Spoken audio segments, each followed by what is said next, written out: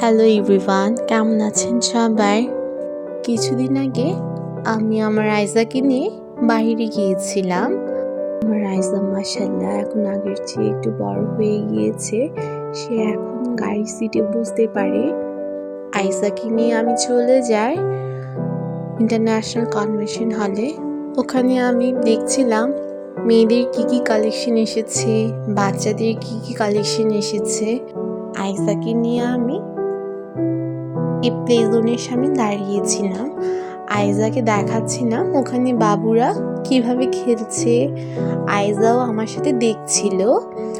আইজা তার বাবার কোলে ছিল। আইজাও দেখছিল বাচ্চাদের জন্য ফেয়ারি কি রেখেছে। ফেয়ারি দেখেছিলাম অনেকগুলো ফুড স্টল দিয়েছিল। ওখানে অনেকগুলো রেস্টুরেন্টের ফুড স্টল দিয়েছিল। আমরা নুসরাত বেক হাউস থেকে আমাদের জন্য ফুড অর্ডার করেছিলাম। ওখানের ফুড টেস্ট অত ভালো ছিল না।